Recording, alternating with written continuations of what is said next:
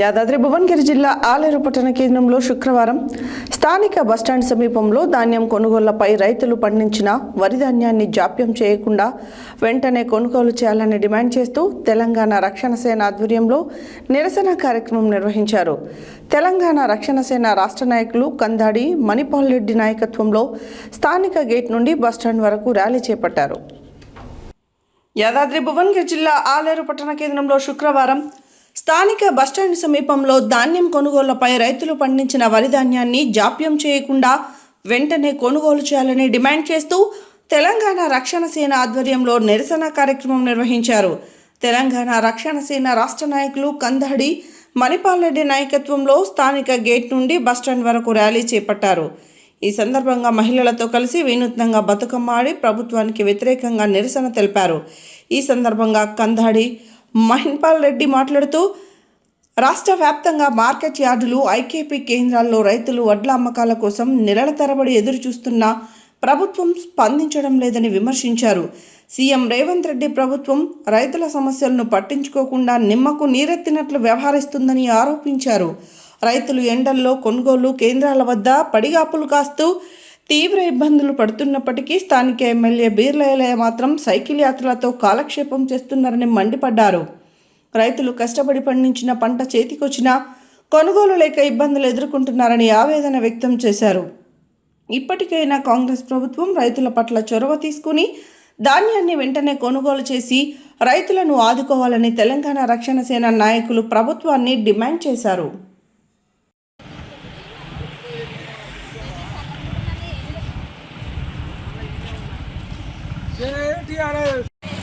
కవిత నాయకత్వం రైతులు వడ్లను వెంటనే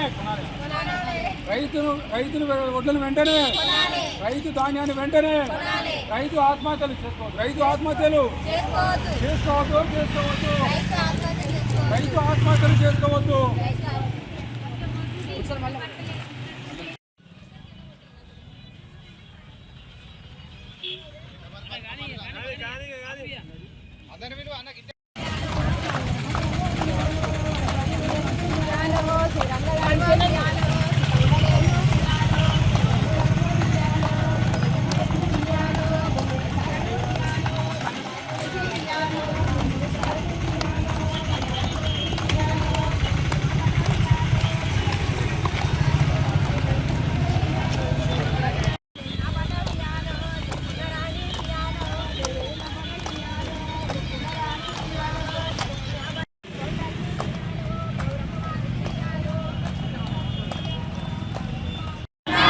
రైతు ధాన్యాన్ని వెంటనే రైతు ప్రభుత్వం చెప్పుకునే రైతులు మోసం చేస్తున్న ప్రభుత్వం వెంటనే రైతు ప్రభుత్వం చెప్పుకునే కాంగ్రెస్ ప్రభుత్వం వెంటనే.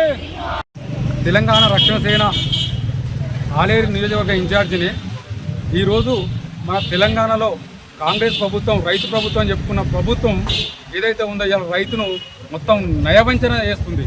ఎందుకంటే పండించిన పంట కొనక కల్లాల పంట ఉంచుతూ నెలల కొద్దీ కళ్ళల్లో ఉంచుకుంటూ ఇవాళ రైతులు ఆత్మహత్య చేసుకునేటట్టు పరిస్థితి తీసుకొచ్చిండు. ఇవాళ ఎండకెండి వానకు నాని కష్టం 6 ఏళ్ళు కష్టపడి 6 నెలలు కష్టపడి పంటను ఇవాళ రోడ్డు మీద వస్తున్న పరిస్థితి వచ్చింది. ఇవాళ 4 నెలల కొద్ది ధాన్యాన్ని కల్లాలలో పెట్టి ఇవాళ కల్లాలకానే వండుకుంటూ రాత్రింబావులు తినుకుంటూ అక్కడనే వండుకుంటూ ఇవాళ ఎండ దెబ్బకు వడదెబ్బకు చనిపోయిన పరిస్థితి ఇవాళ తెలంగాణ రాష్ట్రంలో ఉంది.